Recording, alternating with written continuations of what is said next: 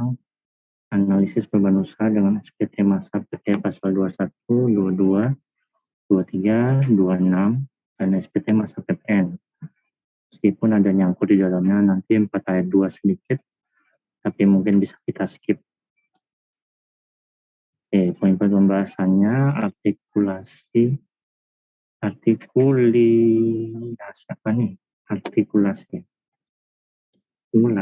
SPT dan laporan keuangan,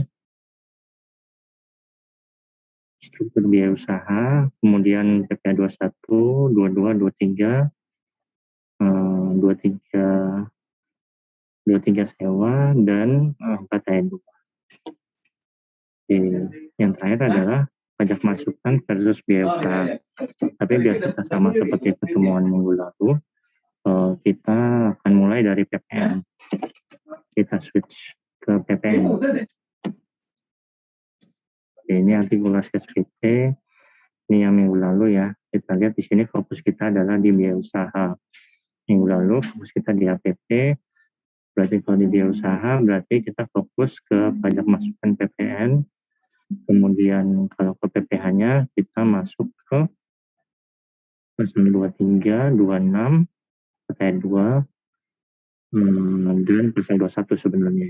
Pasal 21 belum dikasih garis ya. Oke. Kemudian dari PPN ke PPh kita bisa menyandingkan 23, 26, dan PPh 2. Meskipun ada kendala beda waktu ya, beda waktu temporer. Ini dari minggu lalu, biaya disandingkan dengan SPT tahunan, masa PPN, dan masa output. Yang komponen utamanya akan kita ulas adalah bagian biaya. Kemudian di sini yang akan kita ulas ada yang dari operasional, kemudian ada dari pendanaan, berarti PP pasal 23 kalau misalnya ada bunga pinjaman, kemudian ada kas, ini bisa juga pasal 23, 2. Oh sorry, ini kayaknya dia kurang naik ya. Investing berarti masuknya bisa ke pajak masukan 16C, 16D itu KMS, dan 16D adalah penjualan aset tetap yang menurut tujuan semula tidak untuk diperjualbelikan. Oke, ini artikulasinya ya, garis besar yang akan kita bahas. Ini contoh struktur biaya usaha. Maaf Pak, ini nggak ada share screen-nya. Walah.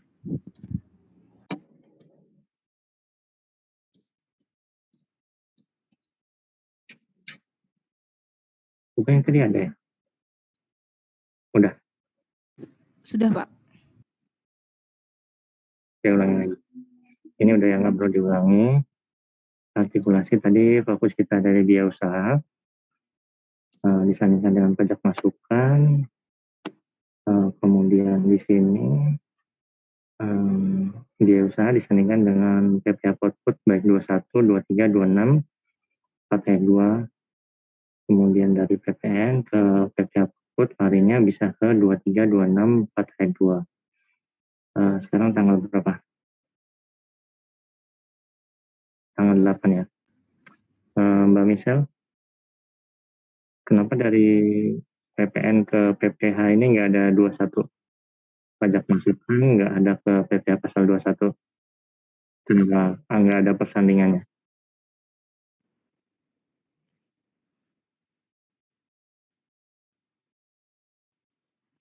Karena dia berarti non JKP ya. Yang JKP adalah penyedia tenaga kerja. Sedangkan jasa tenaga kerja itu dia non JKP. Itu alasannya. Oke, bagus. Ini artikulasi yang akan kita pelajari di pertemuan ini. Dari biaya kita akan coba hubungkan dengan SPT tahunan PPh, PPN, dan PPh Port. Kemudian di sini ada arus kas dari operasional, kita sandingkan ke PPN, pajak keluaran dan pajak masukan. Kemudian investing ini bisa ke pajak masukan kalau dia beli aset yang dibiayakan sekaligus maupun yang disusutkan, kemudian KMS, kalau misalnya dia konstruksi, melakukan konstruksi maksudnya, melakukan konstruksi, dan 16D apabila dia melakukan penjualan aset tetap yang menurut tujuan semula tidak untuk diperdagangkan, diperjualbelikan. Oke. Aktivitas pendanaan bisa 23, 26 kalau bunga pinjamannya kepada WP luar negeri. Oke, berarti ini handingnya 2 ya. Pendanaan cuma ke 23, 26 berhubungan dengan biaya pinjaman. Oke, ini adalah contoh beban usaha. Ini tahun 2016-2017. Dari komponen ini kita akan coba urai satu-satu yang mana yang mempunyai aspek perpajakan. Kemudian di mana risiko penghindaran pajaknya. Secara umum biasanya orang menghindari pajak dengan memasukkannya ke biaya lain-lain. Tapi saya lihat ini TBK mungkin ya, soalnya di sini beban usahanya sampai 1 triliun. Kemungkinan ini TBK, favoritnya Pak Dusko kan TBK-nya kalau nggak Unilever ya Bentul. Mungkin salah satu dari itu.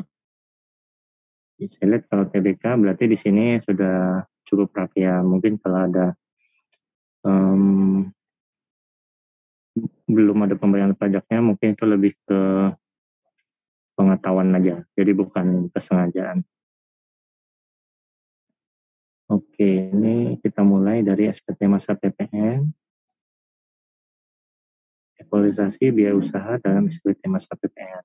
Membandingkan biaya usaha dalam laporan keuangan dan SPT tahunan WP dengan DP PPN masukan terkait beban usaha tersebut.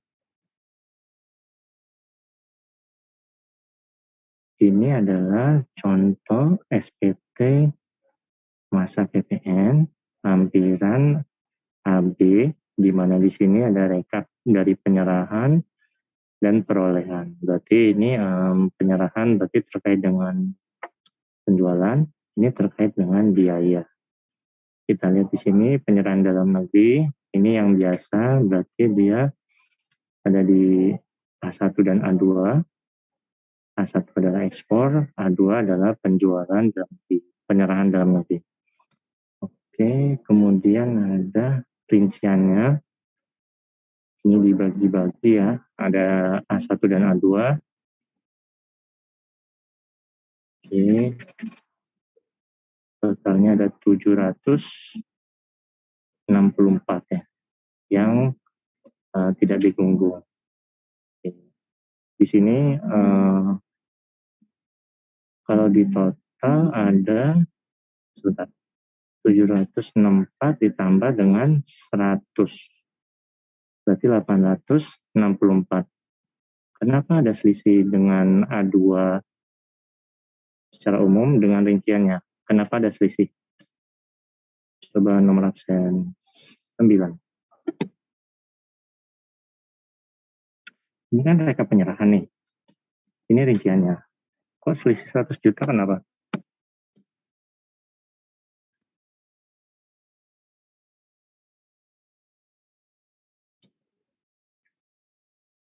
Nomor 9.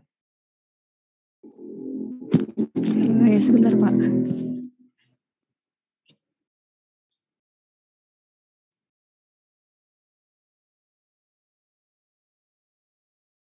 Nomor 10. Nomor 10. Oh iya, gimana Mas?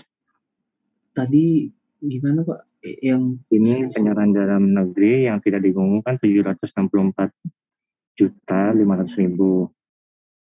Terus ini rinciannya ada 864.500.000. Kenapa ada selisih?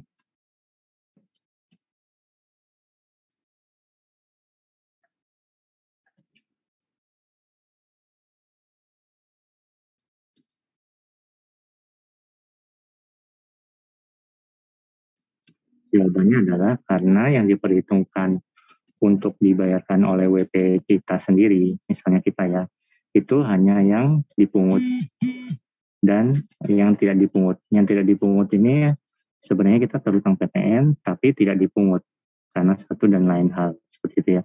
Sedangkan ini yang dipungut oleh pemungut ini tuh bukan tanggung jawab kita. Jadi tidak perlu kita tambahkan ke penyerahan dalam negeri ini.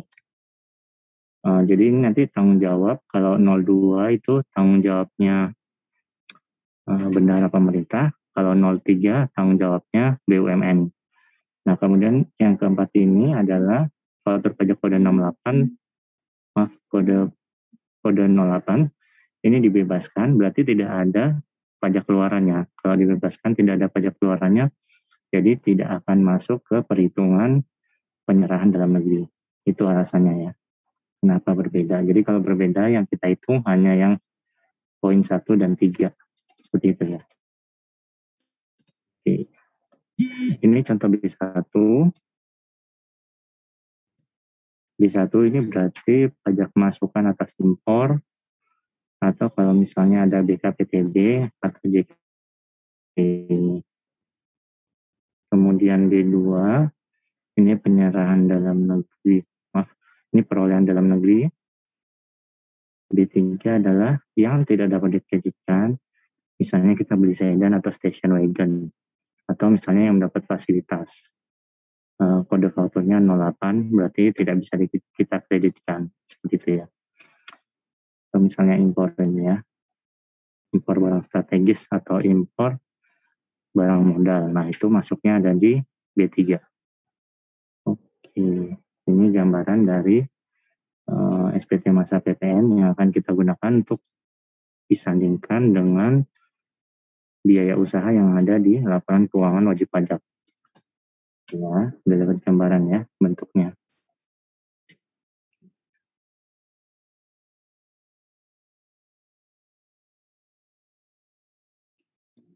Kurang satu. Oke, oh ya, ini pertanyaannya. Bagaimana ketentuan pajak masukan yang tidak dapat dikreditkan atau mendapat fasilitas? Oke, ini ada slide-nya dari Pak Rahmat Utomo. Kebetulan saya juga dulu ngajar PTN. Jadi saya masih ingat, oh ya ada slide Pak Rahmat Utomo, bagus sebenarnya. Kita pakai di sini. Nah, pajak masukan yang tidak dapat dikreditkan itu ada apa aja? Pertama adalah perolehan BKP atau JKP sebelum pengusaha dikukuhkan sebagai PKP. Kedua, pemanfaatan BKPTB atau JKP dari luar daerah pabean sebelum pengusaha dikukuhkan sebagai pengusaha kena pajak. Jadi kalau belum dikukuhkan dia nggak bisa dikreditkan ya. Ini sebelum PKP ini garisnya, misalnya dia PKP mulai 1 September, maka PM dari sebelum 1 September ini tidak bisa dikreditkan. Kalau dia sifatnya BKP atau JKPLN, JKPTB atau JKPLN. Ya. Kemudian yang ketiga adalah yang tidak punya hubungan langsung dengan kegiatan usaha. Kegiatan usaha ini kan produksi, distribusi, pemasaran, dan manajemen. Nah, yang tidak ada hubungannya dengan kegiatan usaha itu apa?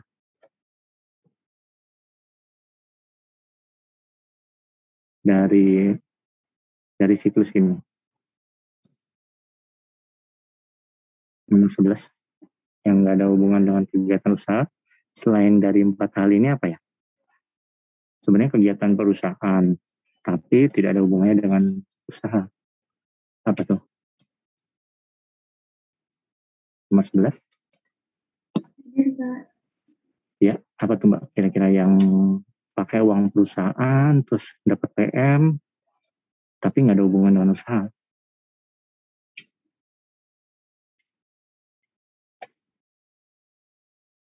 Sewa mes karyawan gitu Pak. Sewa mes karyawan, ya betul. Itu nggak ada hubungan dengan usaha. Oke, terus biaya perawatan untuk mes karyawan itu tidak ada hubungan dengan usaha.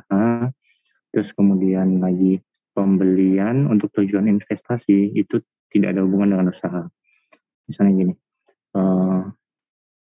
saya ada uang lebih nih dari retainer earning, kemudian saya belikan tanah atau gudang gitu ya. Kalau tanah kan nggak ada PP. Kalau gudang itu kan ada PPN-nya, ada PM-nya. Itu nggak bisa saya kreditkan. Kalau gudangnya itu tidak saya gunakan untuk usaha.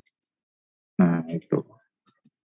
Kecuali misalnya gudangnya nanti disewakan setiap tahun, nah itu bisa. Tapi kalau gudang dibeli hanya sebagai tujuan investing, itu tidak ada hubungan dengan kegiatan usaha. Karena prinsipnya adalah setiap PM harus bermuara ke PK. Oke. Nomor 4 adalah perolehan dan pemeliharaan kendaraan bermotor berupa sedan dan station wagon, kecuali merupakan barang dagangan atau disewakan. Oke. Nomor 12. Iya, Pak. Sedan dan station wagon yang merupakan barang dagangan atau disewakan, contohnya apa?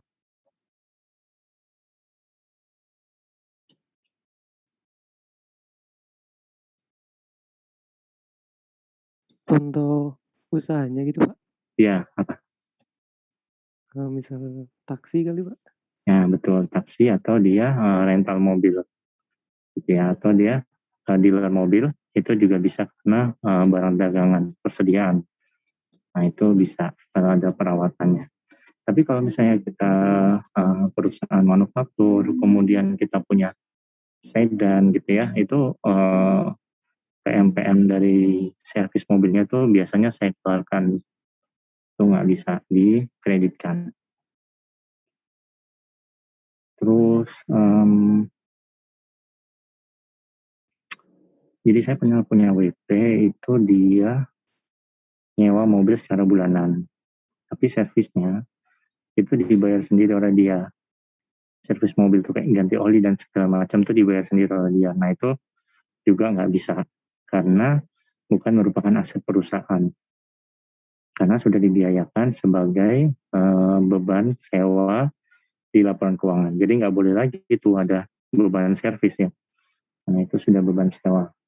Oke.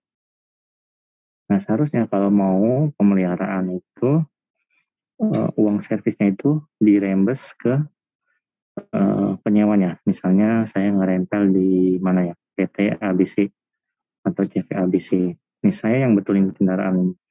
Terus PM-nya itu saya atasnamakan dari PT itu. Nanti saya minta rembes, itu bisa. Tapi kalau atas nama saya, PT saya itu nggak bisa karena ini bukan aset saya. Itu. Oke. Terus perolehan BKP atau JKP yang faktor pajaknya tidak memenuhi ketentuan sebagaimana dimaksud pasal 13 ayat 5 atau ayat 9. Berarti ini ketentuan formal dan material. Kalau nggak memenuhi ketentuan ini bisa dikeluarkan, nggak dikreditkan bisa. Ini station wagon itu yang nomor 2. Ini hatchback namanya. Ini sedan, ini station wagon. Oke, kemudian ini udah yang tadi ya. Oh ini yang akan ya, satu ya. BKPTB atau JKP luar negeri yang tidak memenuhi ketentuan dokumen lain. Nah, misalnya dia tidak ada PIB-nya. Nah, dokumen lain untuk BKPTB atau JKP dari luar daerah pabean adalah PIB. Oke. Kemudian ini ada surat setoran pajak pembayaran PPN atas pemanfaatan BKPTB atau JKP dari luar daerah pabean. Nah, itu juga nggak bisa. Kenapa nggak bisa? Nomor 10. Kok poin 10? Ini nomor 10 apa poin 10 ya?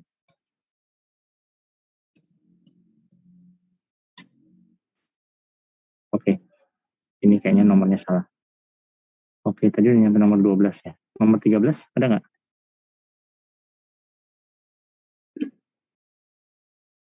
13, nomor 14. Maaf Pak, pertanyaannya bisa diulang. Nomor 14 apa 13? Ini nomor berapa? Harusnya 13, tapi 13 13. Berarti ini 14. Iya Pak. Kenapa SSP pembayaran PPN atas pemanfaatan BKPTB atau JKP dari luar daerah pabean tidak bisa dikreditkan? Karena dia FP-nya itu berbeda Pak, faktur pajaknya. Nah, betul.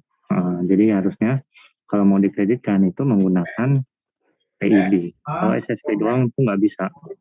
Harus ada PID-nya. Iya. Betul jawabannya. Oke. Yang ketujuh, ini perolehan BKP atau JKP yang pajak masukannya ditagih dengan penerbitan SKP. Jadi kalau udah di SKP, PM-nya itu udah nggak boleh dikreditkan lagi ya. Kalau udah diperiksa, udah ada PM, nah itu berarti nggak boleh lagi dikreditkan. Perolehan BKP JKP yang PM-nya ditagih dengan penerbitan SKP. Tadi sebentar. Perolehan BKP atau JKP yang PM-nya ditagih dengan penerbitan SKP. Jadi kalau sudah dilakukan pemeriksaan, itu nggak boleh ada pembetulan SPT. Laporan SPT juga udah nggak perlu, karena sudah SKP. Nah, ini maksudnya dari ketentuan nomor 7. Oke. Kemudian nomor 8, perolehan BKP atau JKP yang pajak masuknya tidak dilakukan dalam SPT masa PPN yang ditemukan pada waktu pemeriksaan. Nah, ini kurang lebih sama, nomor 7 sama nomor 8. Kalau misalnya WP tidak lapor SPT masa PPN, kemudian di masa itu dilakukan pemeriksaan, masa 8 nih, dilakukan pemeriksaan, itu PM-nya udah nggak bisa dikreditkan, gitu ya. Meskipun aturan prinsip umum PM itu kan bisa dikreditkan 3 bulan ya. Misalnya kalian sudah diperiksa masa 8, nggak boleh tuh PM-nya dilarikan ke masa 9. Nggak bisa, gitu. Karena sudah diperiksa. Gitu. Konsekuensi dan hubungannya dengan pasal 9 ayat 9, 3 bulan berikutnya. Nah, ini berhubungan dengan ketentuan 3 bulan itu. 3 bulan pengkreditan. Oke, kemudian PM yang berkenaan dengan penyerahan yang mendapat fasilitas PPN yang dibebaskan. Jadi kalau sudah bebas, berarti nggak ada PK-nya. Kalau nggak ada PK-nya, PM-nya nggak boleh dong dikreditkan. Seperti itu ya, maksudnya di sini. Oke, terus nomor 10, perolehan BKP selain barang modal atau JKP sebelum PKP berproduksi. Jadi kalau misalnya PKP sudah ditetapkan sebagai PKP, sebenarnya boleh dikreditkan hanya untuk barang modal saja. Kalau yang bukan barang modal nggak bisa, nih ya. Sudah ditetapkan jadi PKP, belum berproduksi, tapi kan perlu PM ya. Nah, PM itu bolehnya atas barang modal doang. Tapi kalau PM-nya jasa, misalnya kayak jasa instalasi atau apa, kalau belum produksi itu tidak dapat dikreditkan. Terus BKP selain barang modal, misalnya kayak beli persediaan, nah itu nggak bisa dikreditkan. Yang bisa hanya barang modal, misalnya beli mesin. Oke, itu tadi yang perlu kita waspadai kalau kita melakukan penyandingan laporan keuangan dengan SPT masa PPN. Itu yang pertama. Jadi banyak masukan yang tidak dapat dikreditkan untuk pengeluaran. Jadi walaupun di sini pengeluarannya itu balance dengan SPT masa PPN, kita harus melihat lagi nih validitas dari PM dan biaya itu, apakah PM-nya itu boleh dikreditkan atau enggak. Seperti itu ya. Jangan-jangan misalnya di sini ada pembelian persediaan, tapi WP-nya baru PKP nih, belum berproduksi. Jangan-jangan nilainya sama. Nah, ini bukan persediaan barang dagang ya. Di sini persediaan beban usaha, misalnya apa ya? Beli kertas, beli apa ya? Yang persediaan ya, beli kertas, pulpen, ATK dan lain sebagainya. Nah, itu belum bisa dikreditkan dulu kalau baru berdiri banget. belum ada PK-nya, nggak ada PM-nya. Nah, itu adalah prinsip utama. Gitu ya maksudnya. Oke, jadi jangan kalau misalnya PM-nya sama dengan beban usaha, kemudian kita, oh iya, sudah cocok. Itu belum tentu ya. Oke, bentar.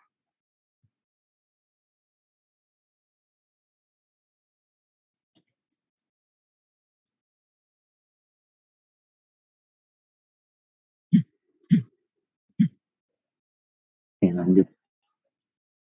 Terus ini ada ketentuan mengenai PKP yang gagal berproduksi.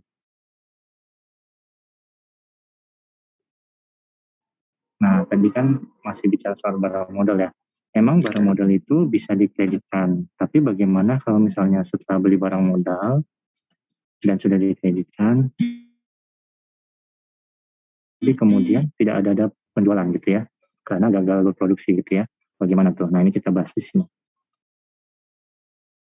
Harta berwujud yang memiliki masa manfaat lebih dari 1 tahun, yang menurut tujuan semula tidak untuk diperjualbelikan, termasuk pengeluaran berkaitan dengan perolehan barang modal.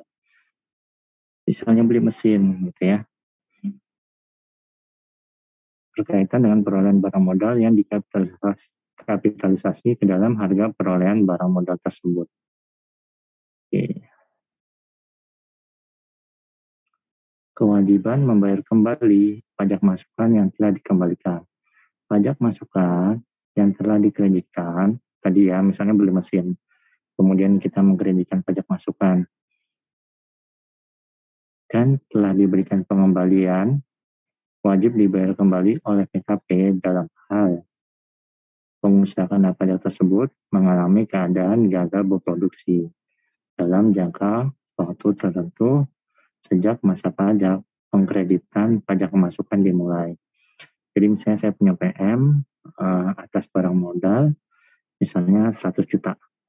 Saya kan belum ada PK-nya nih, untuk 1, 2, 3 bulan dan seterusnya.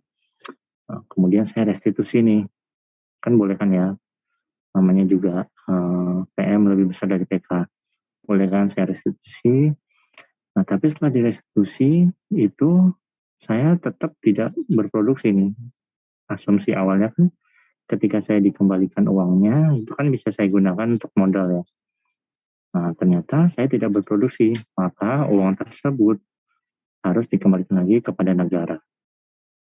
Itu konteksnya. Jadi gini, PM dikreditkan, kemudian direstitusi, itu harus dikembalikan lagi jika memang kita tidak jadi berproduksi.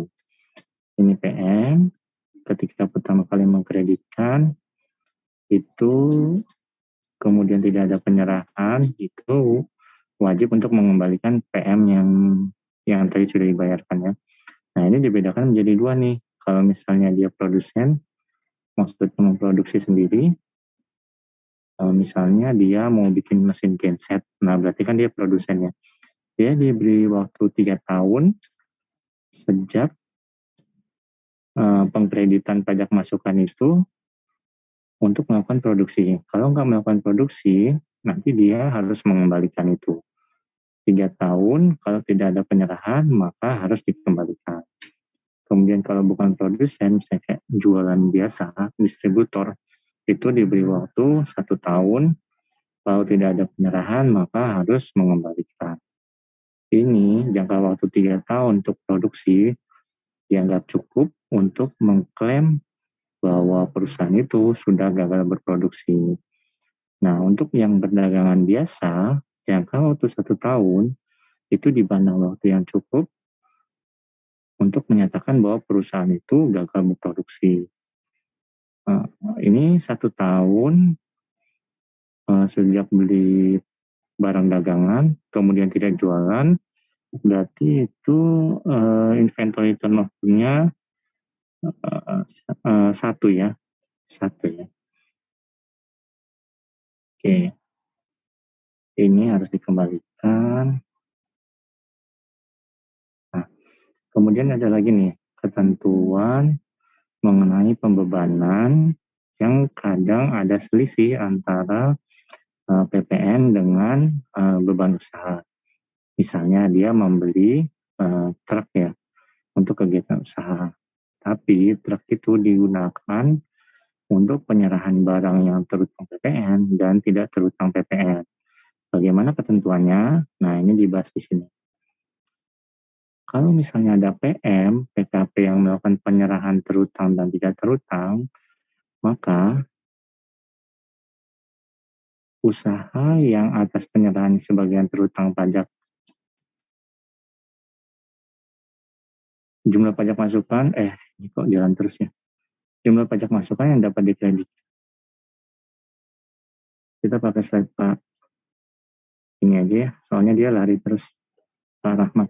Oke, jadi kalau misalnya ada perusahaan yang melakukan penyerahan barang yang terutang pajak atau BKP, kemudian ada yang tidak terutang pajak atau non BKP, atau menyerahkan kedua-duanya, maka PM atas perolehan BKP atau JKP yang nyata-nyata hanya digunakan untuk kegiatan yang terkait dengan penyerahan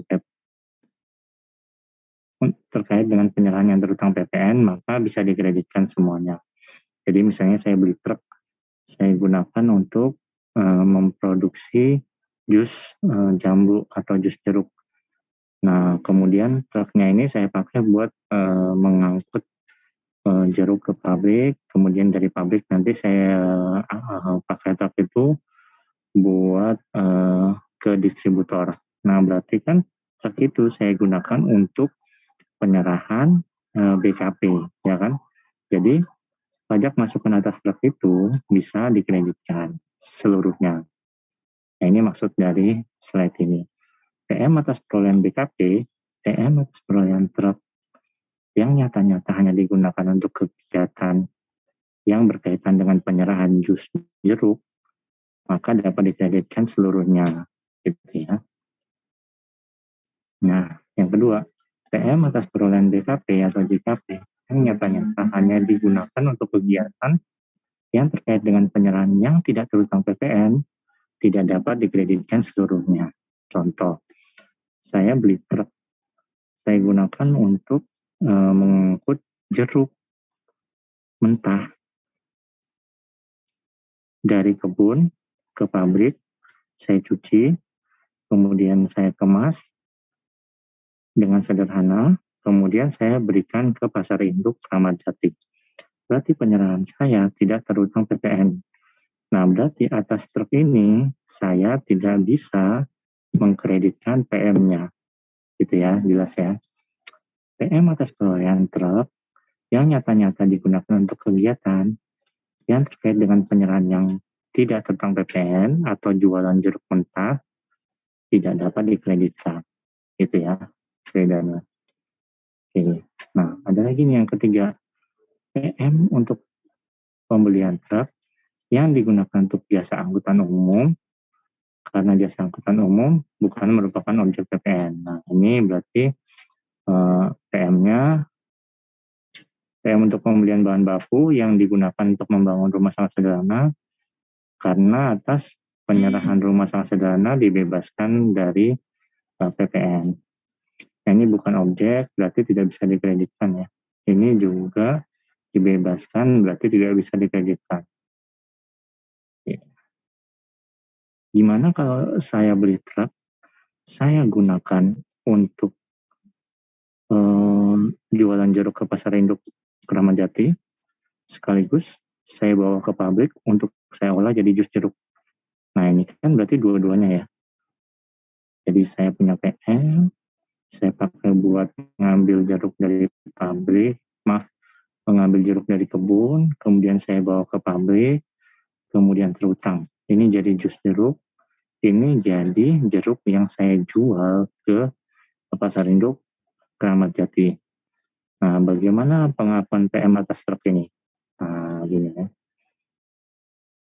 BKP yang menghasilkan BKP yang atas penyerahannya termasuk penyerahan tidak terutang dan mengolah dan memanfaatkan lebih lanjut sehingga menjadi BKP yang atas penyerahannya termasuk penyerahan terutang, kemudian BKP yang mengolah atau memanfaatkan lebih lanjut BKP baik melalui pengelolaan sendiri maupun melalui titik olah dengan menggunakan fasilitas pengelolaan BKP lain sedangkan PM-nya tidak dapat diketahui dengan pasti, maka pajak masukan yang sudah dibayar dapat dikreditkan sesuai dengan ketentuan undang-undangan. Jadi kalau tidak diketahui dengan pasti, itu bisa dikreditkan. Oke. Sebagian terutang pajak dan sebagian lainnya tidak terutang pajak. Sedangkan PM untuk penyerahan yang terutang pajak tidak dapat diketahui dengan pasti, maka yang dikreditkan menggunakan norma penghitungan.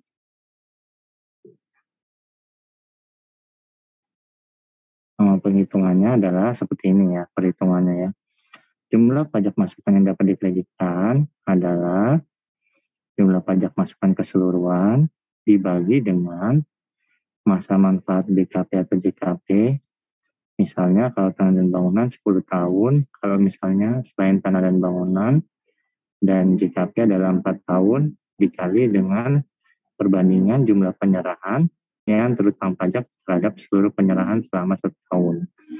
Jadi kalau misalnya yang penyerahan tidak terutangnya itu 40-60, berarti kita gunakan perbandingannya adalah 60% yang boleh dikreditkan.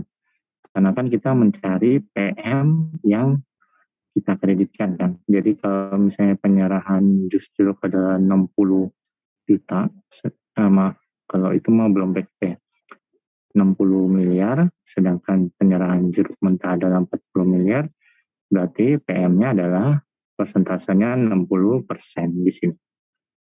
Gitu ya. Ini ada contohnya. BKPB bergerak dalam bidang industri pembuatan sepatu. Januari 2014 membeli generator listrik yang akan digunakan untuk kegiatan pabrik sebesar 100 juta. Dengan PPN 10 juta. Jadi dia beli genset 100 juta, dia dapat PM sebesar 10 juta. Pajak masukan atas perolehan generator listrik 10 juta bisa dikreditkan karena digunakan untuk kegiatan yang menghasilkan BKP, yaitu sepatu. Oke, bagaimana cara menghitungnya? Masa manfaat generator listrik kan 5 tahun, tapi dalam perhitungan kembali PM ini, dia karena selain tanah dan bangunan berarti 4 tahun.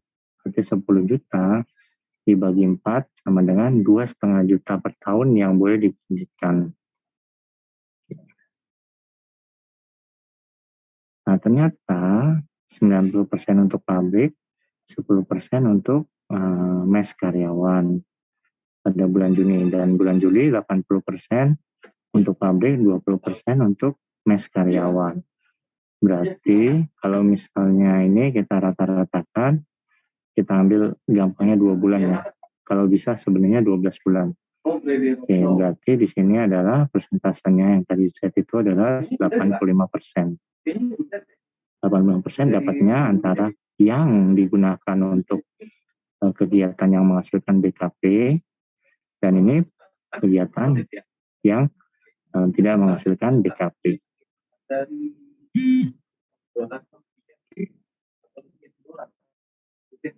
Ini contoh yang kedua, PKPN adalah perusahaan integrated yang bergerak di bidang perkebunan jagung dan pabrik minyak jagung. Tadi contohnya saya adalah kebun jeruk dan bikin jus jeruk. Nah, ini contohnya sebenarnya mirip perkebunan jagung dan bikin minyak jagung. Sebagian jagung yang dihasilkan diolah lebih lanjut menjadi minyak jagung. Sebagian lainnya dijual seperti biasa.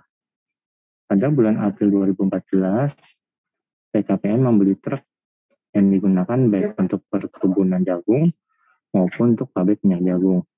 Harga truknya adalah 200 juta. PPN-nya adalah 20 juta. Nah, kemudian ada di sini datanya, kita lihat dari laporan keuangan. Penyerahan minyak jagung yang terutang PPN berarti ya, itu adalah 70%, sedangkan yang jagung mentah adalah 30%. Maka persentasenya yang boleh dikreditkan adalah 14 juta. Oke. Itu adalah SPT masa bulan April saja. Nah, ini bagaimana kalau keseluruhan tahun 2014? Nah, ternyata secara keseluruhan 2014 perolehan usaha selama tahun buku 2014 adalah 100 juta. Yang jagung adalah 100 miliar kali ini maksudnya ya, sorry ya. Kalau 100 juta mah belum PKP kali ya. Nah, jadi yang jagung aja 40 miliar, yang minyak jagung adalah 60 miliar. Berarti di sini 60%-nya yang bisa dikreditkan. Jadi dari 14 juta dibagi 4 ini karena dia truk itu selain tanah dan bangunan. Berarti pajak masukannya adalah 3,5 juta. Kemudian ini penghitungan kembali pajak masukan atas perolehan truk yang dapat dikreditkan di tahun 2014 yang dilakukan pada masa Maret 2015 adalah 60% dikali dengan 20/4. Ikutin rumusnya tadi ya. Jadi apa rumusnya?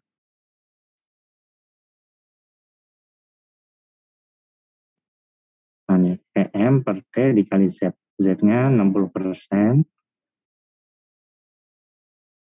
PM-nya adalah ini 60%, PM-nya adalah 20, T-nya adalah manfaatnya kalau tanah dan bangunan itu 10 tahun, kalau misalnya tanah dan bangunan dalam 4 tahun.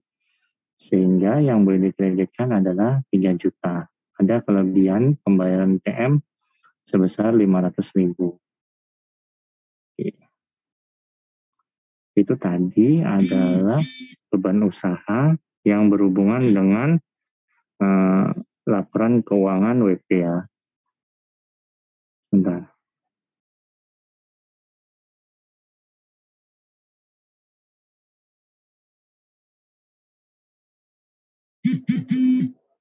Berarti kalau kita melihat laporan keuangan wajib pajak, meskipun laporan keuangan itu cocok dengan PM, kita perlu perhatikan lagi apakah keseluruhan PM itu memang benar-benar bisa dikreditkan. Ini adalah maksud dari analisis PPN dengan beban usaha. Oke. Sampai sini ada pertanyaan sebelum kita masuk ke PPH Output.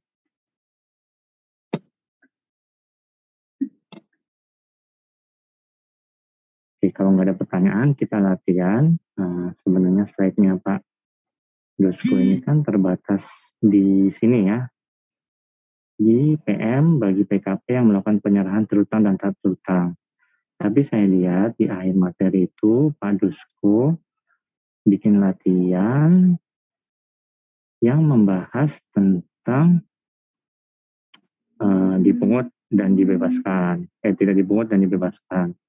Kemudian belum berproduksi dan barang modal. Kemudian aset tetap yang untuk tujuan semula tidak untuk diperjualbelikan. Kemudian juga bahas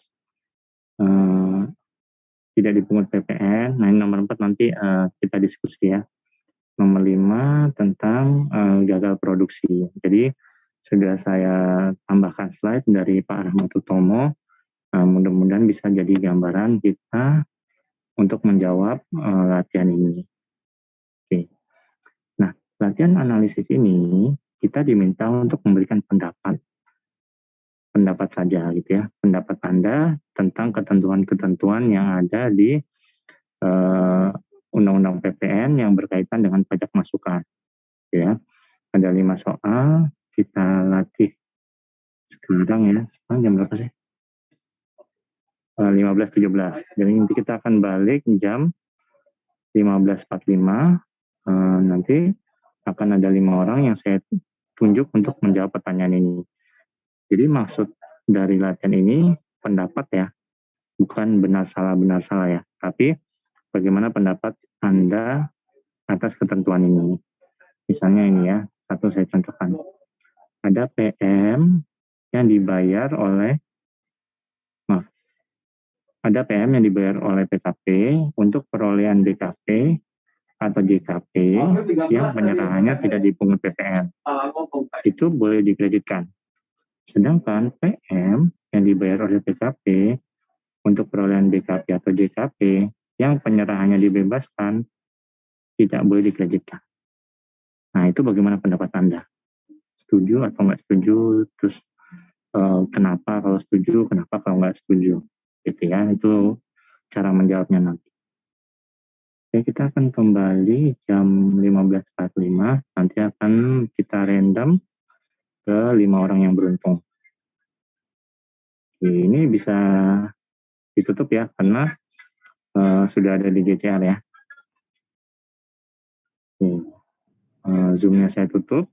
Baik, Nanti kita akan kembali jam 15.45. Tadi udah nyampe. Nah, ya. Oke.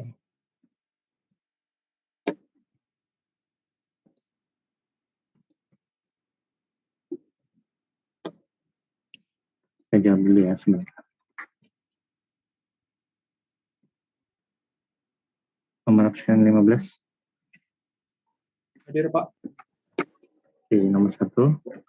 Bagaimana pendapatnya?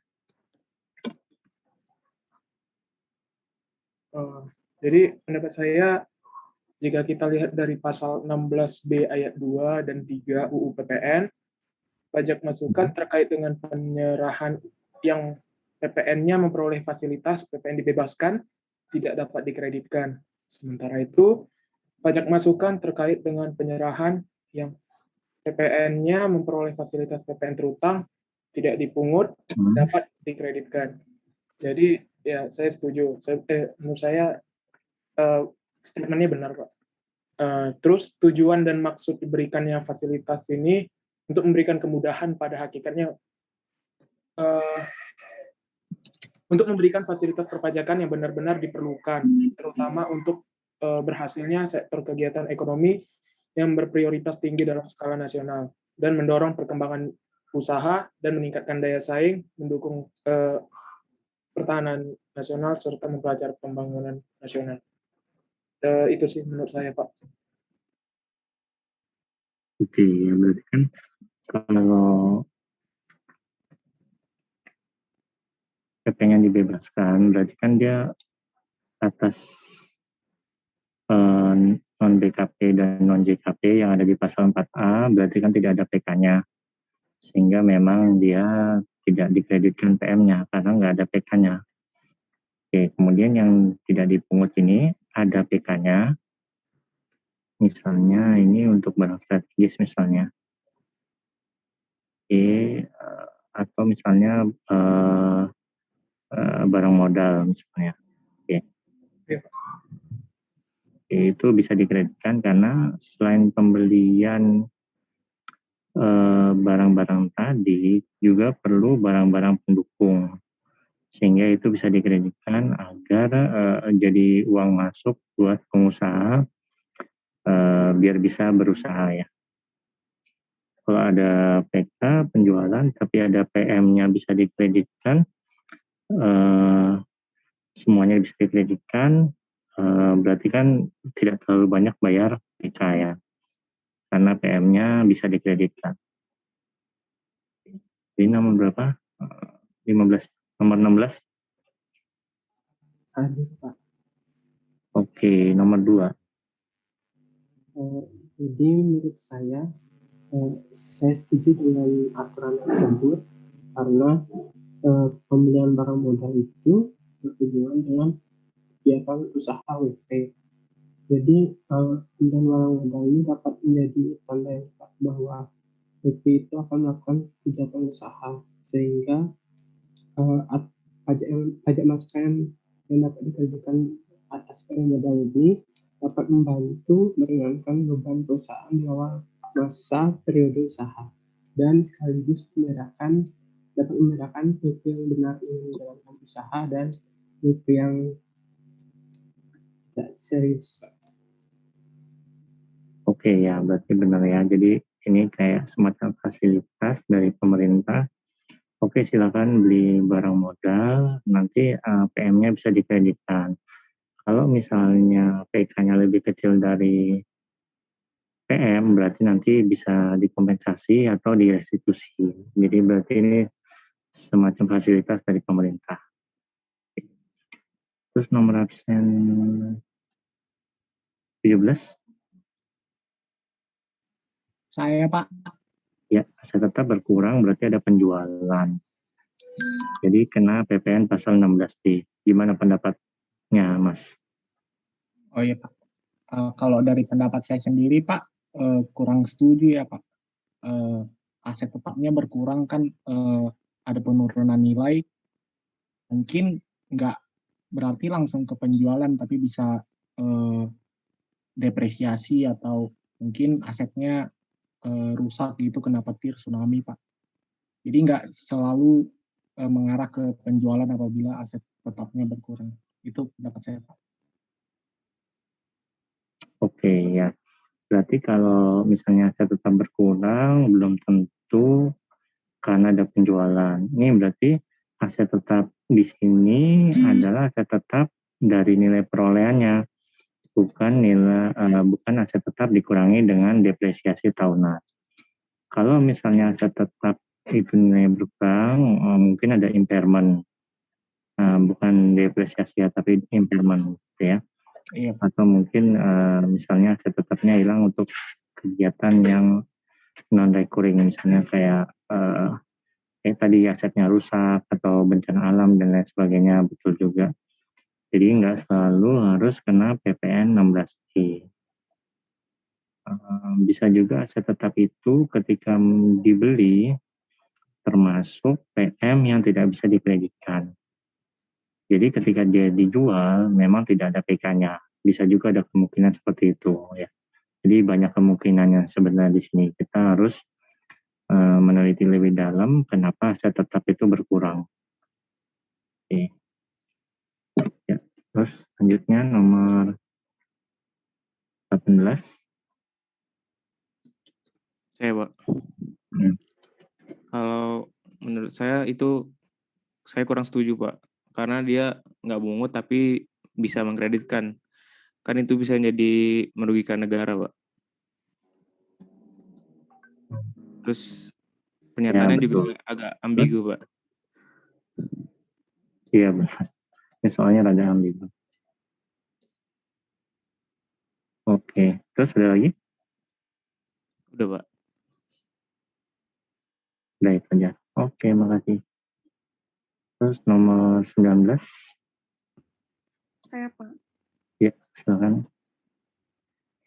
Menurut saya setuju dengan pernyataan yang nomor 5, karena seperti yang Bapak sampaikan tadi, kebijakan ini mungkin maksudnya dibuat supaya uang restitusi yang diberikan itu bisa jadi modal untuk PKP melakukan produksi selanjutnya.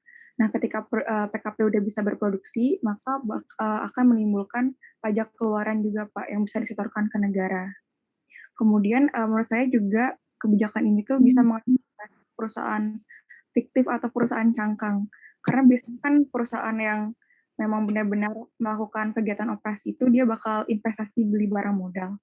Nah, jadi bakal ketahuan apakah barang modal itu digunakan untuk kegiatan produksinya sendiri atau enggak ketika setelah jangka waktu 3 tahun atau jangka waktu yang ditentukan ini PKP itu belum berproduksi juga, sehingga bisa diindikasi apakah dia perusahaan fiktif atau bukan. Gitu, Pak. Oke, ya makasih. Memang ada kecenderungan kalau misalnya wajib pajak itu dimiliki oleh satu orang pribadi ya, kemudian yang memiliki beberapa perusahaan, itu kadang dia menempatkan PM-nya di perusahaan yang nggak aktif. Contohnya kemarin ada case di KPP Mampang, pembelian apartemen dan biaya service charge-nya dibebankan kepada perusahaan yang tidak ada pajak keluarannya. Nah, ini berarti kan ada indikasi bahwa perusahaan tersebut adalah bagian dari sebuah grup. Kalau saya beli office space 1 lantai atau misalnya setengah lantai, kemudian saya tidak ada penjualan, berarti indikasinya adalah di satu office space itu terdapat beberapa perusahaan. Jadi satu biaya digunakan untuk rame-rame. Bisa jadi di office space itu ada perusahaan yang punya PK, tapi tidak membuat faktur pajak keluaran, sehingga dia tidak membebankan di situ. Atau misalnya WP itu bukan PKP, sehingga tidak bisa membebankan PM-nya. Dia akan mencari WP yang sudah PKP, sehingga PM-nya bisa dibebankan di situ. Jadi mungkin itu cuma paper company aja, bisa jadi seperti itu juga. Dan juga kalau misalnya di restitusi, berarti uangnya sudah kembali ke WP, tapi tidak berproduksi, itu seperti kayak minjem uang ke bank ya. Minjem uang ke bank tentu harus dikembalikan beserta bunganya. Makanya itu kalau misalnya WP sudah mendapat pengembalian PM, namun dia tidak berproduksi selama 3 tahun, maka akan diminta kembali oleh DJP beserta bunganya. Seperti itu. Karena kita analogikan bahwa kita sudah meminjamkan uang ke WP, maka kita ambil lagi uangnya itu beserta dengan bunganya. Oke, terima kasih. Nah, sekarang bagian kedua, equalisasi biaya usaha dengan objek output. Sebenarnya nggak beda jauh dengan pertemuan minggu lalu ya. Sebagian besar yang ada di slide ini sudah ada di minggu lalu. Sudah disempurnakan minggu lalu. Oke. Ketika kita melakukan equalisasi biaya usaha dengan SPT massa, maka kita memerlukan bahan sebagai berikut. Pertama adalah laporan keuangan WP di poin biaya usaha. Kemudian kita lihat SPT badan WP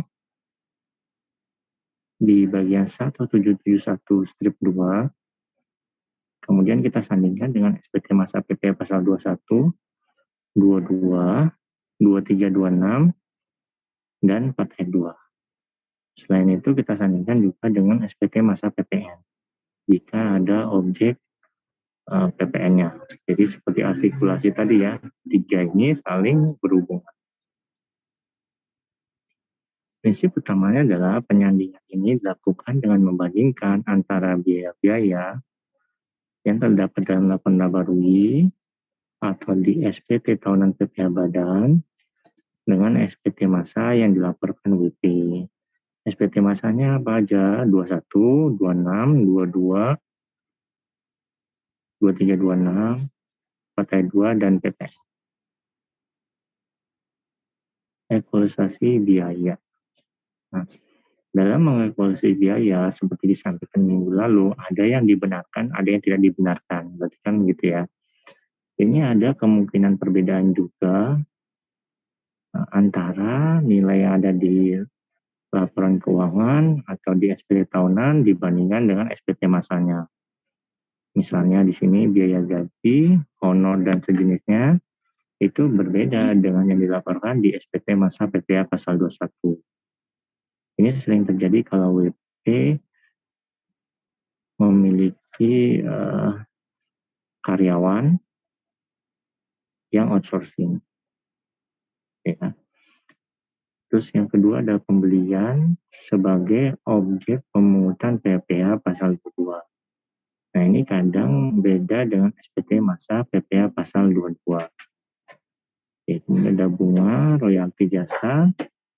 Ini mungkin ada beda dengan SPT massa PPA pasal 2326.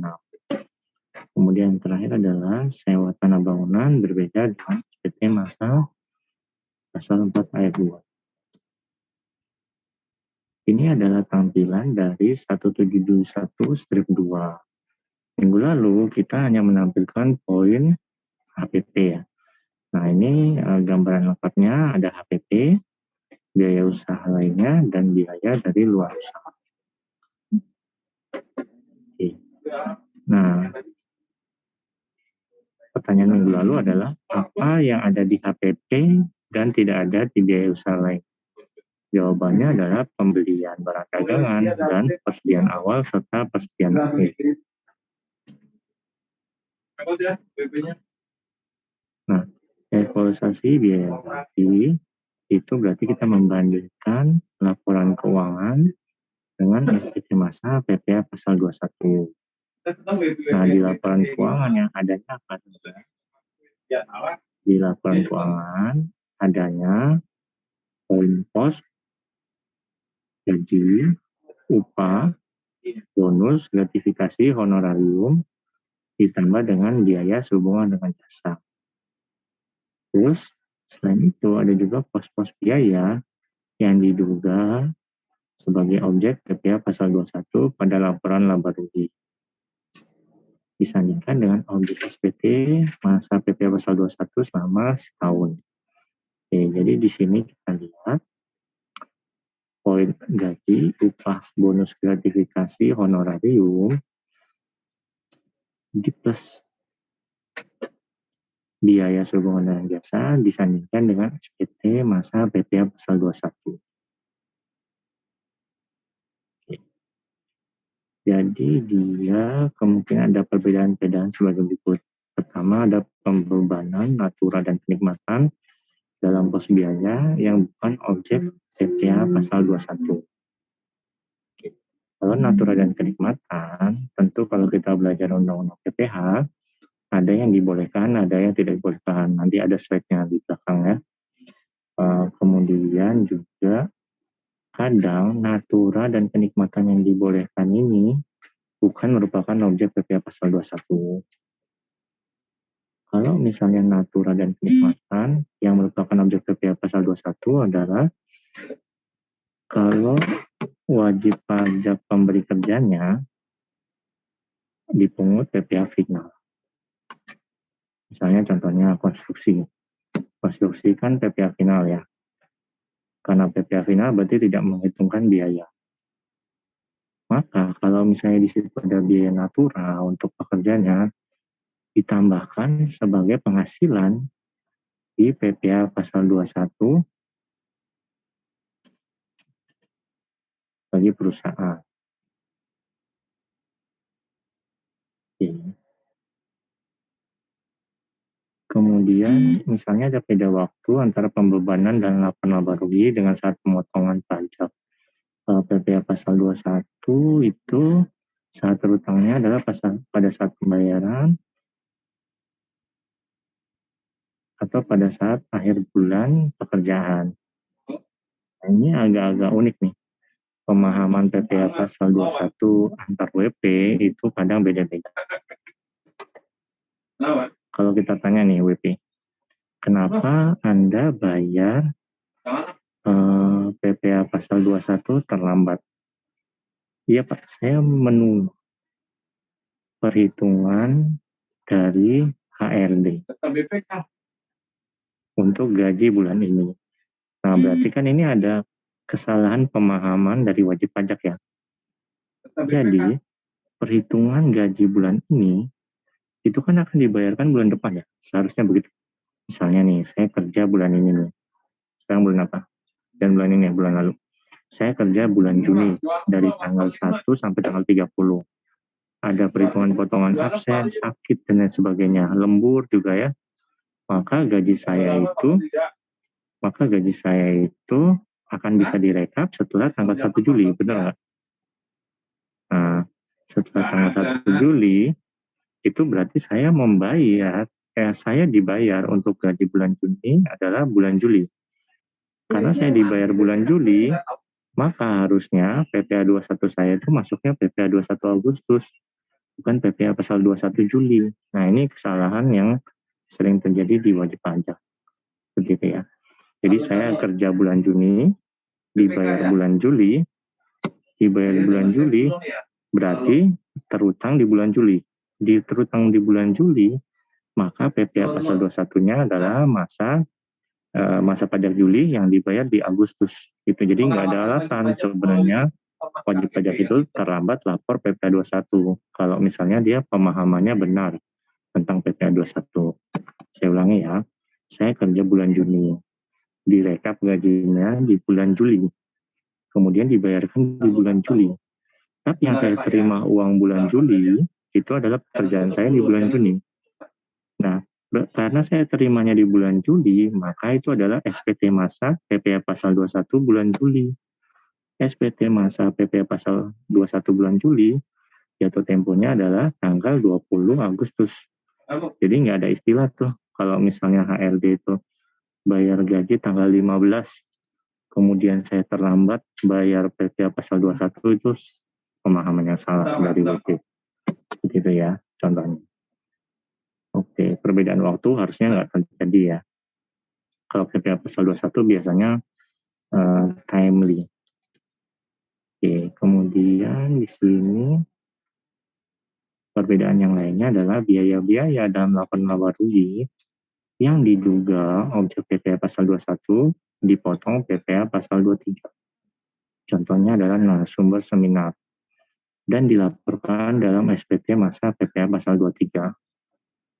Kemudian yang terakhir adalah di dalam pos-pos biaya laporan laba rugi yang diduga objek PPh pasal 21 juga terdapat pembebanan yang bukan objek output. Misalnya dalam biaya perbaikan dan reparasi terdapat pembelian suku cadang. Nah, ini biasanya nilainya sangat kecil sekali ya, sehingga sangat sayang sekali kalau dianalisis. Tapi untuk kebenaran formalnya memang benar. Jadi ada pembebanan yang sebenarnya bukan output, seperti itu ya, kayak misalnya pembelian suku cadang. Kemudian PPh pasal 2126 tidak dibebankan sebagai biaya, bisa juga, tapi dikapitalisasi sebagai aset. Misalnya upah buruh di arsitek dikapitalisasi ke dalam harga bangunan. Dan biaya jasa instalasi mesin dikapitalisasi ke dalam nilai mesin. Oh, ini bisa juga ya sebenarnya. Jadi nggak harus ada di biaya ya. Gitu.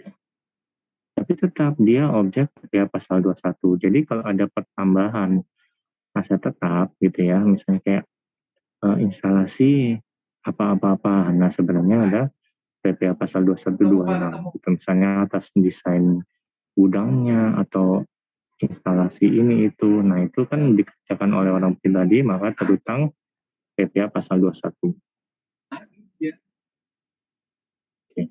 Ini adalah contoh SPT masa PPh pasal 2126. Di sini ada poin-poinnya: pegawai tetap, penerima pensiunan, pegawai tidak tetap, terus ada bukan pegawai, dewan komisaris, dan seterusnya sampai nomor 10. Nah, sekarang kita lihat di sini SPT masa PPh pasal 21 ada pegawai tetap sebanyak 144.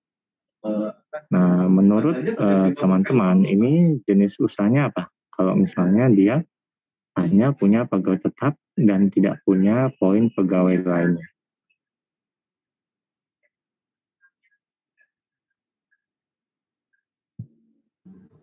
Nomor absen 20. Kan ada 2 file tuh, Pak. Saya, Pak. Ya, ini kalau misalnya isinya pegawai tetap semua, kira-kira kegiatan Menurut usahanya apa? saya dagang sih, Pak. Soalnya kalau misalkan jasa, mungkin dia bakal ada pegawai tidak tetap. Terus kalau manufaktur juga ada, mungkin bukan pegawai dan pegawai tidak tetap. Oke, dagang ya. Oke, bisa masuk. Oke, makasih. Terus nomor 21. Iya, Pak. Nomor 21. Oke. Nah, kalau misalnya perusahaan mengisikan PPh pasal 2126, di situ ada tenaga ahli, kira-kira kegiatan usahanya apa?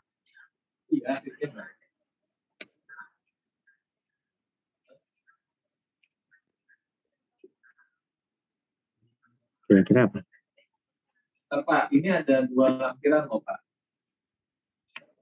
Ya, ada nomor 22. Ini Pak derajat jam berapa? Yang mana? Yang nomor 22. Ada 3.1 banyak tuh. 3.1. Nomor 23. Nah, nomor 23. 3.1 sih ya. Nomor Nomor 24. Berarti lampiran 36. Nomor 25.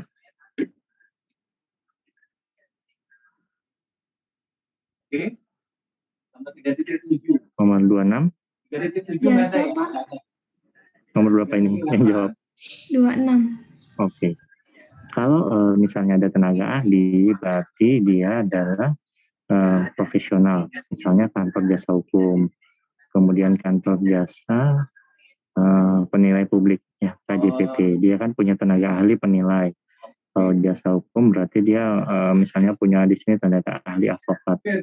Nah, biasanya pegawai tetapnya nggak terlalu banyak, tapi banyak di tenaga ahli. Ya, itu sudah benar. Ini kita lanjut ya. Nah, ini objek PPA pasal 2126 yang diidentifikasi oleh Pak Dusko. Pertama ada biaya gaji dan upah, berarti ini untuk back office ya. Terus ada biaya pemasaran, ini untuk salesman, sales girl. Biasanya ini produk yang saya tahu itu produk minyak telon, dia sering pakai pegawai outsourcing, salesman dan sales girl untuk ditempatkan di hypermarket misalnya Giant, Carrefour dan lain sebagainya. Oke, kemudian ada asuransi, ini juga merupakan objek PPA pasal 2126. Terus ada honorarium, kemudian misalnya bongkar muat, ini pegawai tidak tetap atau buruh harian lepas.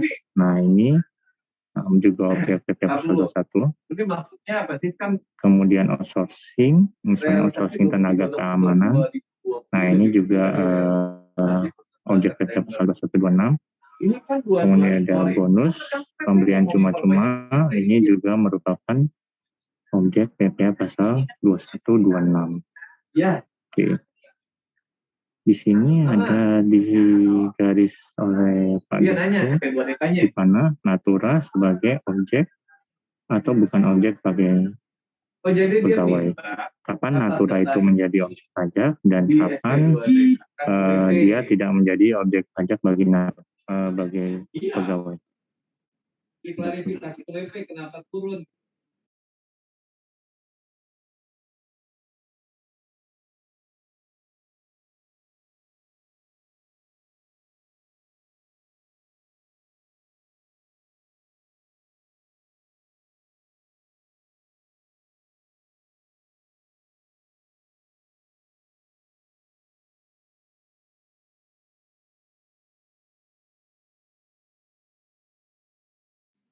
Ini Oke.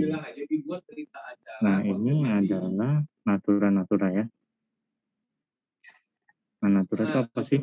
Untuk menentukan besarnya penghasilan kena pajak bagi BPDN dan PUT tidak boleh dikurangkan dengan penggantian atau imbalan sehubungan dengan pekerjaan atau jasa yang diberikan dalam bentuk natura dan kenikmatan. Nah, itu berarti natura dan kenikmatan tidak boleh dikurangkan sebagai kos dari WP pemberi kerja ya, kecuali penyediaan makanan dan minuman bagi seluruh pegawai serta penggantian atau imbalan dalam bentuk natura dan kenikmatan di daerah tertentu dan berkaitan dengan pelaksanaan pekerjaan yang diatur dengan atau berdasarkan peraturan Menteri Keuangan. Contohnya gini, misalnya saya kerja di offshore di perusahaan tambang minyak, itu saya dapat natura atau kenikmatan berupa mes karyawan. Nah, kenapa? Karena saya tidak mungkin mencari penginapan di tempat lain, gitu ya, di onshore, di pinggir pantai itu. Misalnya saya kerja di Total yang ada di Berau di Kalimantan ya. Kemudian saya harus kerja offshore di tengah laut. Tapi dia punya plan di pinggir pantai tempat dia office-nya lah ya, office-nya dari offshore tersebut. Nah, di situ ada mesnya. Nah, itu adalah natura karena daerah tertentu gitu ya. Nah, itu bisa diberikan, bisa dibiayakan. Misalnya untuk perusahaan tambang minyak. Kemudian makanan minuman bagi seluruh pegawai atau penggantian atau imbalan. Itu misalnya kalau manufaktur, kita tahu manufaktur itu dia punya kantin biasanya. Nah, itu makan siang pegawainya di situ. Kenapa di situ? Karena kalau misalnya seluruh pegawai itu harus keluar, nah itu ruwet sekali ya bagi daerah sekitar. Oke. Kemudian yang berkaitan dengan pelaksanaan pekerjaan, misalnya seragam safety, nah itu boleh dibiayakan. Seragam satpam boleh dibiayakan, karena itu wajib bagi pelaksanaan pekerjaan. Ini ada 3 ya, makanan minuman di daerah tertentu, kemudian yang menjadi keharusan bagi pelaksanaan pekerjaan, misalnya seragam safety. Oke.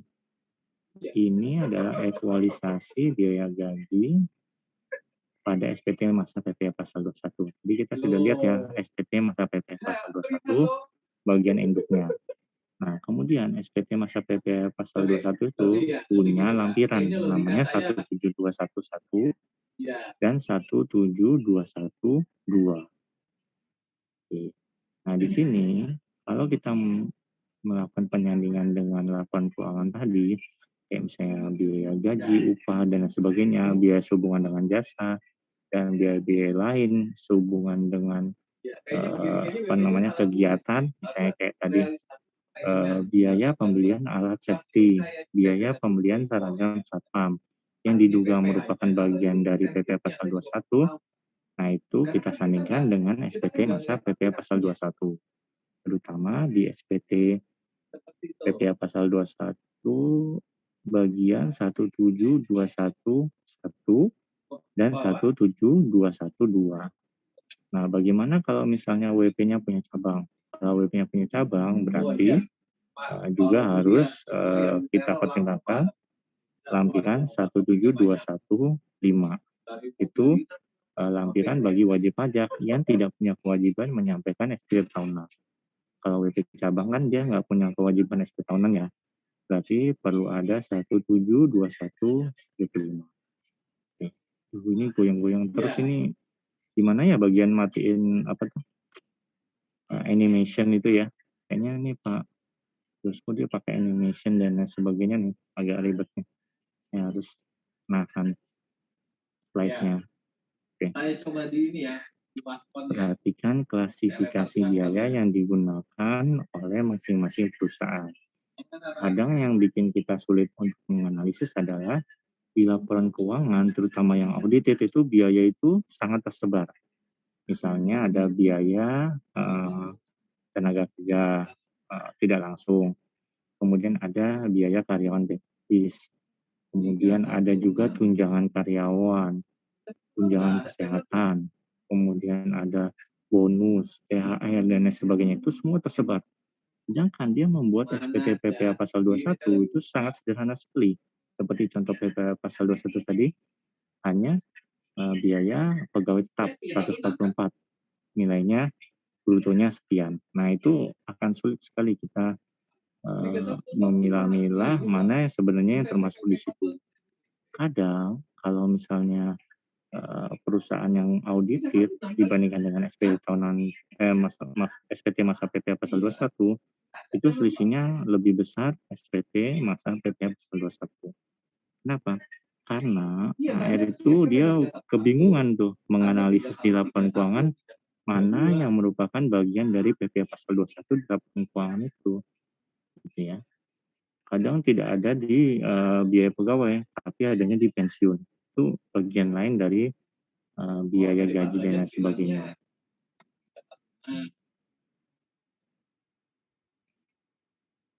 Nah, ini contoh sederhananya ya. Ini di perusahaan-perusahaan yang sangat sederhana sekali. Kita membandingkan biaya gaji yang ada di laporan laba rugi dengan jumlah penghasilan bruto yang ada di PPh pasal 21. Jadi, biaya gaji laba rugi dibandingkan dengan jumlah penghasilan bruto. Maka lahirlah selisih di sini. Ya, ini contoh sederhana aja. Pasti kalau nanti di soal UAS pasti dia nggak bakal sesederhana. Oke. Nah, pertanyaan saya adalah apa kegunaan dari penyandingan formulir 1 Kita selesai kuliah jam berapa sih? 4:30 ya? Iya Pak, 4:30. Serius? Iya Pak. Aduh, cepet banget ya. Sudah saya tutup kuliah dulu. Oke.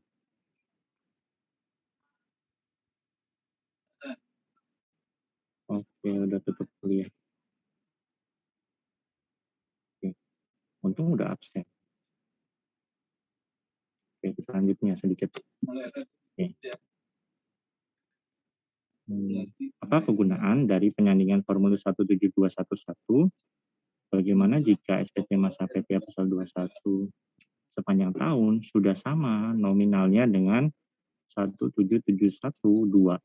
Apa potensi pajak yang masih bisa dianalisis? Yang terus nih, SPT. Benar. Ini. Oke, tadi udah nyampe nomor absen berapa ya? 26, 27. Apa gunanya kita bongkar-bongkar 17211?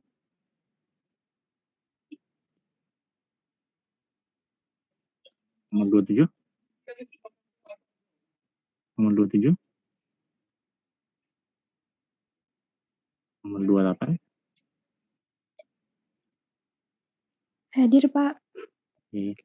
Apa gunanya kita buka-buka SPT 17211 kalau nilainya sudah sama? Ada yang masih bisa diklik nggak? Ada yang masih bisa dianalisis nggak?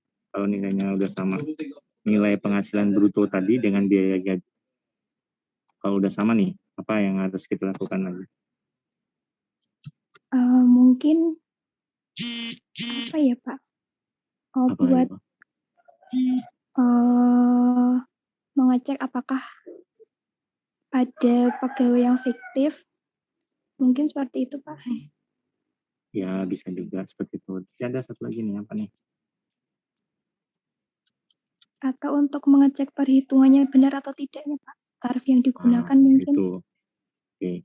Betul, itu dia jawabannya. Karena begini, SPT masa PPh pasal 211 itu menyandingkan per pegawai, yang saya buka ya di sini. Itu menyandingkan per pegawai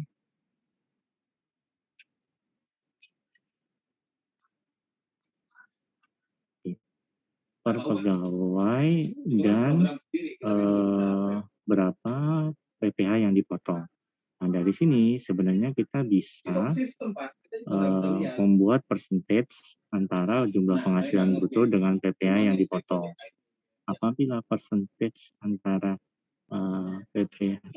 jumlah penghasilan bruto dengan PPh yang dipotong itu sangat kecil, kita bisa melakukan analisis terhadap kebenaran dari penerapan tarif PPh di wajib pajak itu, di pemberi kerja itu.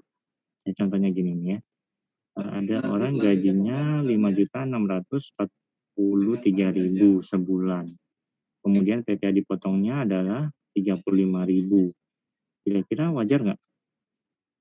5.643.000, kemudian PPh dipotongnya adalah 35.000. Wajar nggak? Nomor absen 29.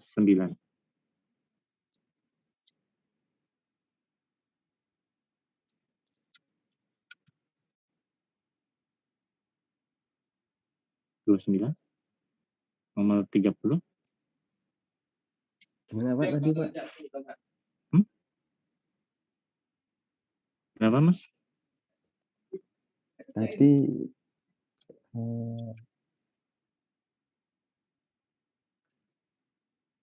gimana Mas? Wajar apa enggak kalau orang punya gaji sebulan 5.600.000, kemudian pembayaran pajaknya sebulan 35.000?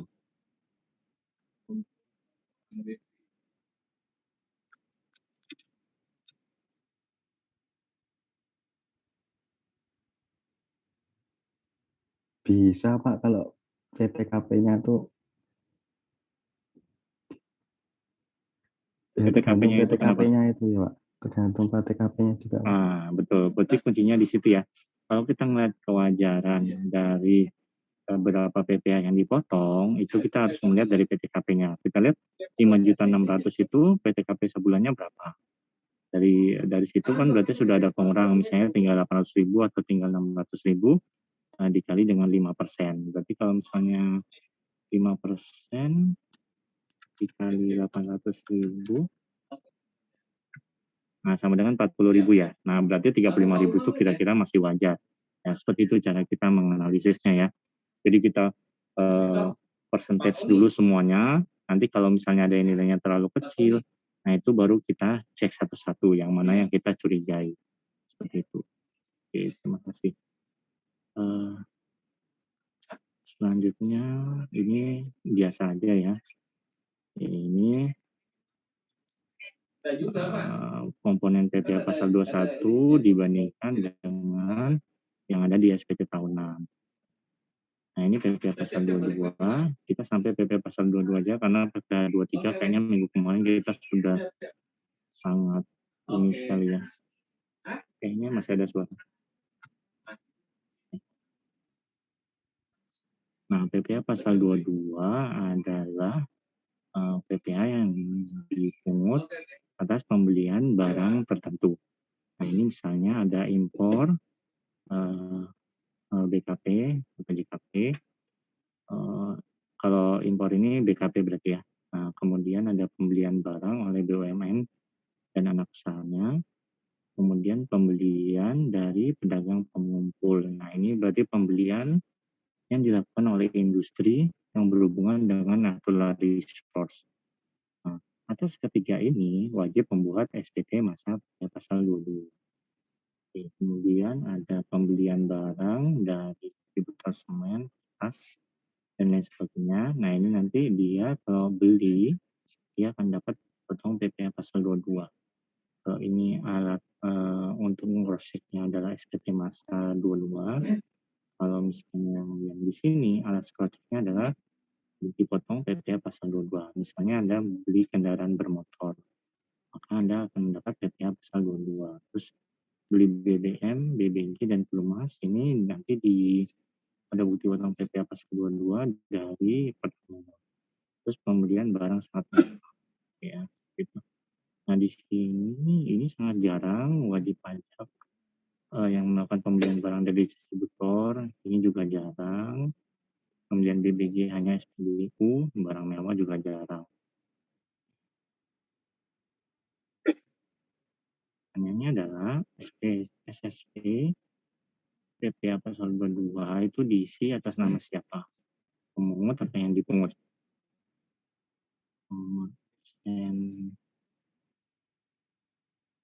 Satu.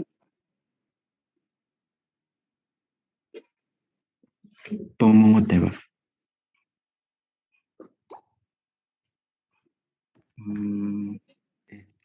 Pemungutnya siapa? Misalnya BUMN nih. BUMN. Nah, itu Pemungutnya BUMN ya Pak? Berarti atas nama BUMN di atasnya.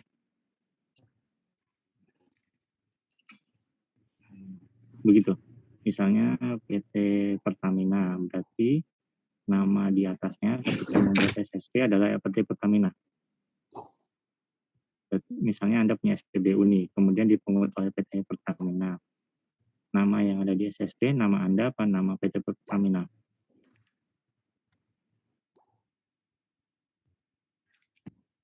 Oh berarti rekanan yang dipungut Pak? Kan Pertamina itu adalah WP yang ditetapkan sebagai pemungut PPh pasal 22. Oke, gitu ya. Berarti di sini posisinya pemungutnya ada Pertamina. Anda adalah pemilik SPBU. Ketika Pertamina membuat SSP PPh pasal 22, nama siapa yang ada di atas SSP tersebut? SSP tersebut atas nama siapa? Atas nama Pertamina atau atas nama Anda? Berarti atas nama pemungut. Anda dipungut. Berarti SSP-nya atas nama siapa? Atas nama saya Pak. Oke, betul. Jadi SSP itu atas nama yang dipungut. nanti Anda bisa mengkreditkan itu di SPT tahunan Anda, gitu ya. Jadi yang salah itu misalnya pemungut membuat SSP atas nama pemungut sendiri. Nah itu yang salah. Kenapa? Saya yang dipungut nih. Maaf Anda ya. Anda yang dipungut nih. Misalnya Anda harusnya membayar berapa, kemudian Anda dipungut PPh pasal 22. Berarti kan Anda sudah membayar pajak ya. Nah seharusnya nama yang ada di SSP itu adalah nama Anda. Karena nanti yang akan mengkreditkan itu adalah Anda. Gitu ya. Sama juga misalnya bendahara pemerintah. Ketika pembelian ke bendahara pemerintah itu kan kena PPh pasal 22. Nama yang ada di SSP harusnya nama Anda, bukan nama bendahara pemerintah. Seperti itu ya. Nah, tapi praktiknya di lapangan, kadang bendahara pemerintah itu dibisiki yang aneh-aneh sama AR, sehingga SSP PPh pasal 22 itu atas nama bendahara pemerintah. Padahal salah, harusnya atas nama yang dipungut. Seperti itu ya. Bendahara pemerintah kan dia tidak punya SPT tahunan ya. Jadi dia punya kredit pajak PPh pasal 22 itu berarti salah. Yang harusnya punya kredit SPT masa PPh pasal 22 adalah yang dipungut.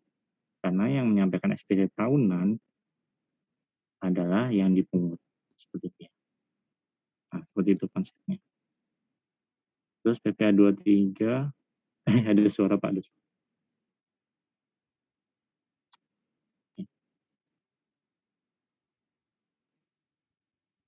PPh pasal 23 kayaknya ini sudah diulas minggu lalu ya. Sebenarnya nggak terlalu beda dengan yang ada di HPP, sama juga poinnya adalah biaya bunga, royalti, dan gas. Perbedaannya juga sama, soal beda waktu, kemudian kesalahan antara penerapan PPh pasal 21 dan 23, ini juga sudah kita bahas minggu lalu. Kalau misalnya ada narasumber seminar, itu dipotong PPh pasal 23, padahal dia OP. Harusnya PPh pasal 21. Nah, itu harus kita lihat lagi. Oke. Diduga objek PPh pasal 23, tapi ada pembebanan output. Misalnya biaya perbaikan reparasi, terdapat pembelian suku cadang. Nah, tadi juga ada nih di poin PPh pasal 21. Bedanya apa dengan poin PPh pasal 23? Oh, sama kelihatannya. Nomor absen 2.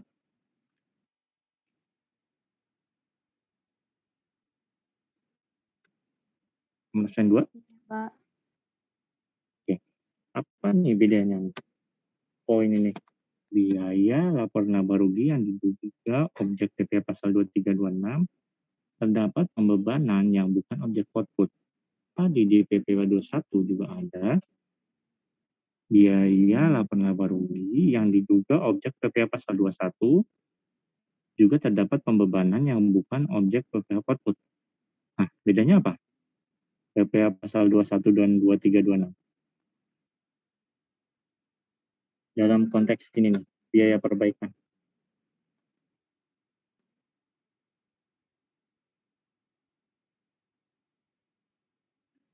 Bedanya, Mbak?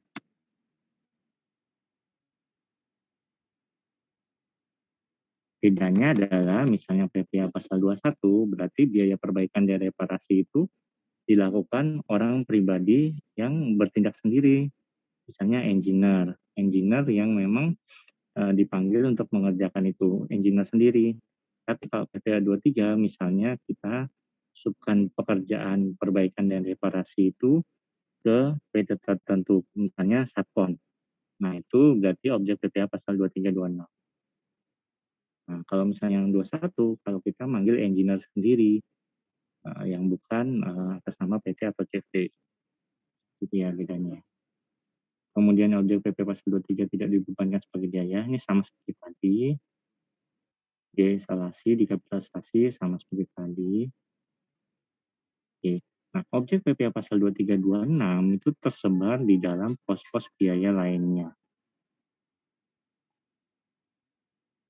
Nah, pos-posnya adalah bisa di bunga, dividen, royalti, sewa, dan lain-lainnya ya. Jadi di laporan SPT tahunan itu dia lebih beragam poinnya. Kalau misalnya tadi PBA 21 kan hanya ada di biaya gaji dan biaya sehubungan dengan jasa ya. Tapi kalau misalnya PP Pasal 2326 ini dia lebih lebar lagi. Oke.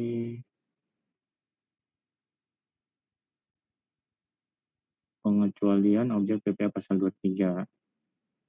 Penghasilan yang dibayar atau terutang pada bank, terus sewa guna usaha. Ini ada di KMK 1169, di tengah semester pertama kita sudah bahas.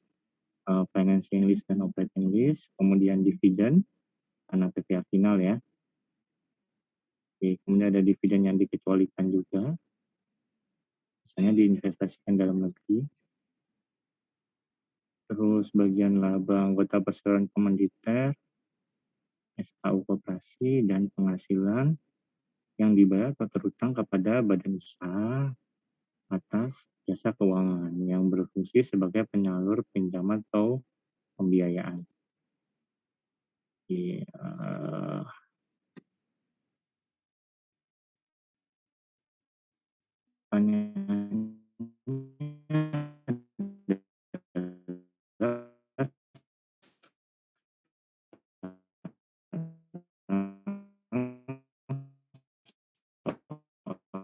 Dividen nomor 103 udah belum tadi? Nomor 103, nomor 104, 4. Ya, Pak. Oke. Gimana ketentuan dividen berdasarkan Undang-Undang Cipta Kerja yang baru? Dividen dalam negeri.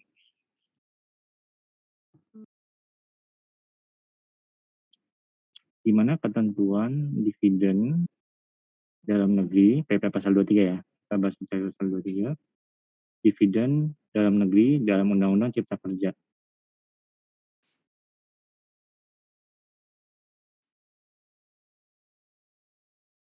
Berarti ini dividen, kalau 23 berarti dividen yang diterima oleh badan hukum ya. Kalau misalnya diterima orang pribadi kan 4 ayat 2. Nomor absen 5. Iya, Pak. Bagaimana ketentuan PPh dividen yang diterima oleh WP dalam negeri dalam Undang-Undang Cipta Kerja?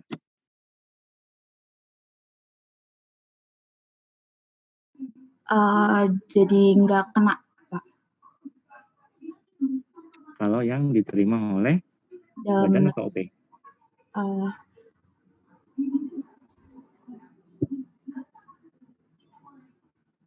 Yang nggak kena yang diterima badan atau OP?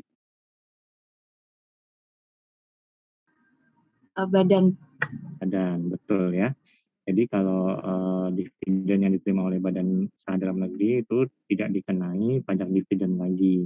Itu merupakan insentif yang ada di Undang-Undang Cipta Kerja. Kemudian nomor absen 6.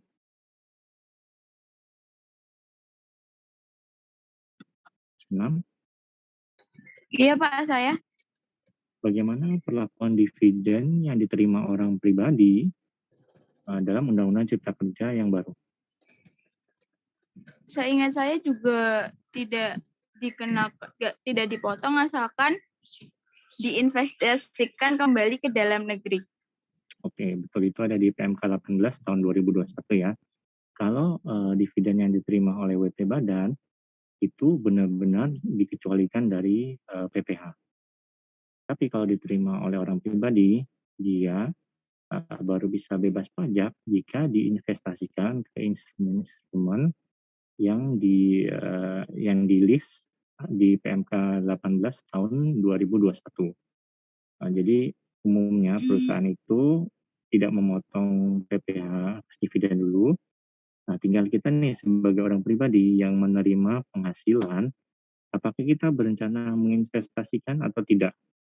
Kalau tidak menginvestasikan, maka kita akan membayar sendiri PPh atas dividen itu. Jadi misalnya saya dapat dividen nih 100 juta, terus saya nggak ada rencana menginvestasikan kemana-mana, maka saya bayar sendiri PPh atas dividen itu karena belum dipotong oleh badan, begitu ya. Kemudian bagaimana kalau misalnya saya berencana menginvestasikan ini ke instrumen yang ada di PMK 18? Bagaimana mekanismenya? Nomor absen tadi 5 ya? Terakhir Tadi berapa? 6, Pak. 7? 7? 7 kemana? Oh, ada nomornya di sini. Oke, karena nggak ada dan sudah satu putaran, ya udah saya aja yang jawab. Jadi kalau misalnya saya berencana menginvestasikan dividen itu ke instrumen yang ada di PMK 18, maka saya pada SPT tahunan tahun tersebut, saya harus melampirkan rincian investasi.